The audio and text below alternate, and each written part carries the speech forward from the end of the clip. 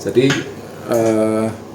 seperti itu ya. Jadi walaupun ada 4 piston atau 6 piston atau 8 piston, gerakannya tidak sama, naik turun bareng, itu bergantian. Nah, tujuannya apa? Bergantian ya, tujuannya supaya pertama stabil mesinnya nggak gini kan. Kalau semuanya gerakannya sama, mesinnya gini. Nah, itu supaya stabil, tidak terjadi vibrasi yang sangat kuat. Kemudian bisa bergantian, ledakannya bergantian, jadi bergantian ya. Nah, tadi cerita masalah bergantian ledakannya. Nah, itu yang namanya firing order. Ini saya ada Delco namanya. Delco ini fungsinya adalah menyalurkan api ke tiap busi atau ke tiap silinder. Nah, di sini putarannya pasti seperti ini ya, searah jarum jam. Dalamnya ada pointernya, ada rotornya. Nah, ini rotornya akan muter, dia mengarahkan api ke tiap silinder. Nah, ini firing ordernya bisa kita lihat di sini ya, kalau 4 silinder. Nah, ini ada angka 1, mudah-mudahan terlihat ya. Terlihat nggak ya? Lihat ya, ini angka 1. Nah, dia akan muter ke sana. Api 1, terus ke 3, kemudian ke 4, kemudian 2. Jadi ledakannya nggak bisa bareng. 1, 3, 4, 2. Ini yang namanya firing order atau bergantian tadi. Ada urutannya, urutan pengapiannya. Jadi habis dari silinder 1 dia menyala, habis itu ke silinder nomor 3. Nah, pada waktu api pindah ke silinder nomor 3 berarti dia sudah naik. Kemudian dia pindah ke silinder selanjutnya nomor 4. Nomor 4, kemudian dia akan pindah lagi ke silinder nomor 2. Seperti itu terus berulang-ulang. Ya. Nah, itu urutan pengapian. Jadi sekali lagi tidak bareng ya, bergantian. Nah, dari sini ada yang mau ditanyakan atau sudah jelas, Pak Alvin? Nah, sudah jelas ya. Nah, sekarang kita masuk, kenapa sih membutuhkan modul pengapian? Padahal ini seperti ini aja mobil sudah jalan. Iya, benar, sudah jalan. Dia proses yang wajar ya. Proses ini wajar dan mobil sudah berjalan. Ini keluar si jalan ya. Prosesnya wajar dan ini tetap mobil bisa berjalan. Nah, cuma ada tapinya. Tapinya sekarang, apinya kalau mobil standar apinya ya sudah cukup besar. Seberapa sih apinya itu? Nah, kalau mobil standar, api yang dipercikan ke busi itu besarnya adalah 10.000 volt atau disingkat 10 kV ya. Itu besarannya apinya. Nah, sekarang teman-teman bisa membayangkan, atau Kak Alvin bisa bayangkan ya, udara dan bensin yang masuk kemudian dibakar. Kan prosesnya seperti itu.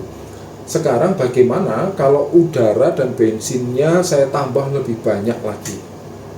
Semakin banyak. Kira-kira gimana?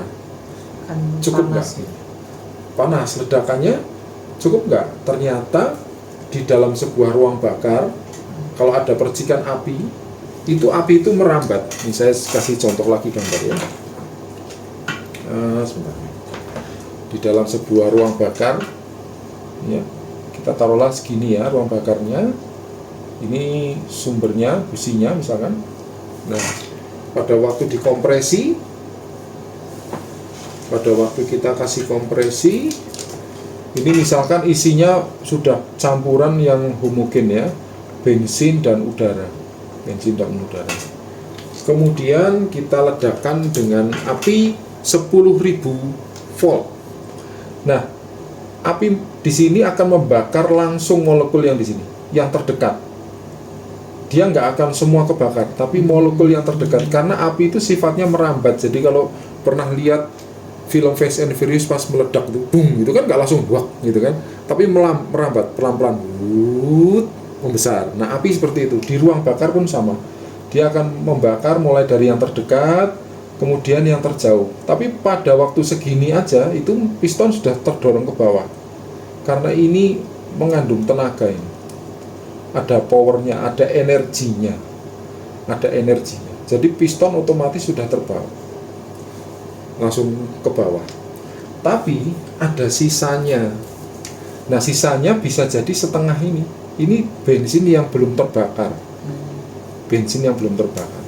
Kondisi ini bisa terjadi pada waktu RPM tinggi. Jadi pada waktu kita lari di tol, gasnya kita buka maksimal, ya kan?